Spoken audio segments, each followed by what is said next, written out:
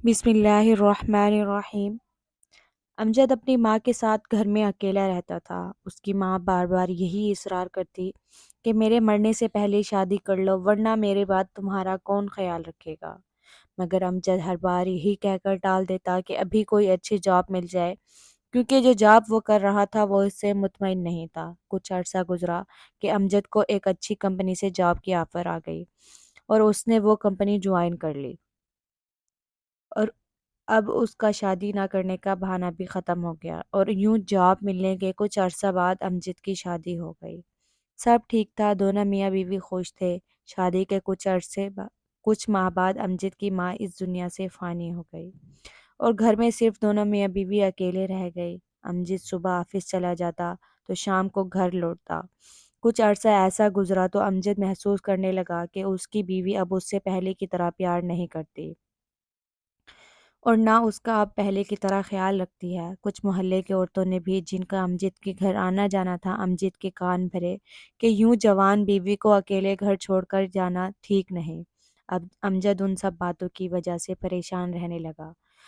आखिर वो सिर्फ शक की बिना पर अपनी बीवी को कुछ कह भी नहीं सकता था और ना कुछ पूछ सकता था। एक दिन उसने फैसला किया कि घर में खुफिया कैमरे लगाकर देखेगा कि उसकी बीवी सारा दिन घर में क्या करती है और कोई उससे मिलने आता है या नहीं। एक दिन उसने बीवी को उसके मैके भेज दिया और सारे घर में खुफिया कैमरे लगा दिए।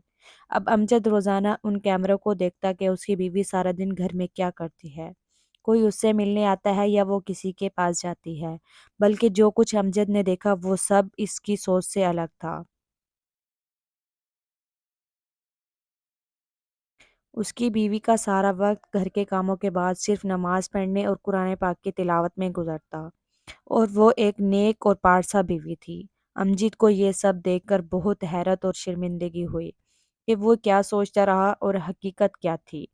वो अपनी बीवी से बहुत शर्मिंदा था। वो चाहता था अपनी बीवी को सब बताकर माफ़ी मांगे कि उसने किस तरह उस पर शक किया और इसी शक में कितनी गलत और घटिया हरकत कर बैठा था।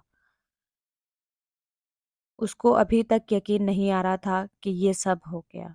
उस शाम जब वो ऑफिस से घर आया तो अपनी बीवी के लिए कुछ कपड़े और तोहफ़े वगैरह साथ ले गया और बस अपनी गलती का इज़ाला करना चाहता था। वो अपनी नज़रों से गिर चुका था, इसलिए वो अपनी बीवी की नज़रों में उठना चाहता था। आज उसकी बीवी ने जब देखा कि उसका शौहर उसके लिए कपड़े और तोहफ़े लेकर आया है तो वो बहुत खुश हुई। मगर साथ ही अमजद की आंखों की शर्मिंदगी भी उसे साफ साफ नजर आ रही थी।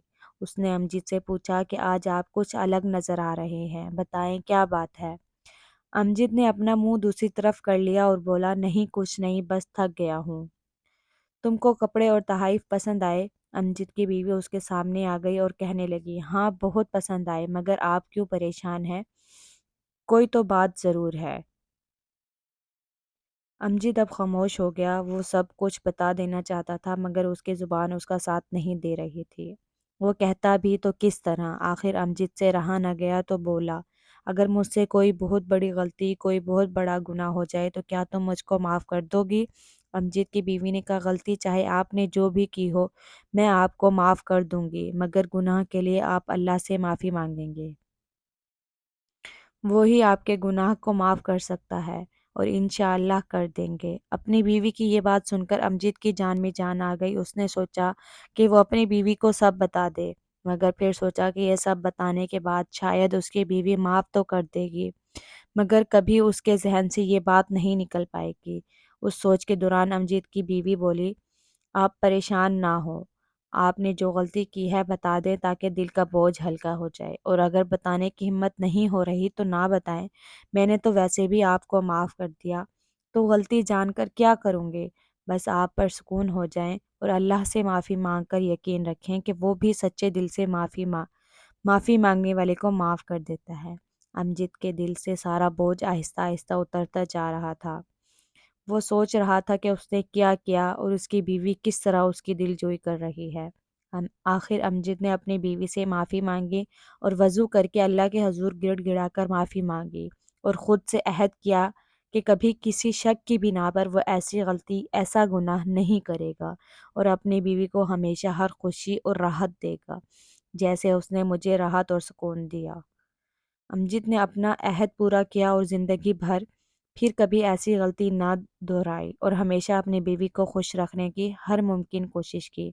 خاندان میں جب کبھی میاں بیوی کے سچے رشتے کی مثال دی جاتی تو امجد اور اس کی بیوی کی دی جاتی۔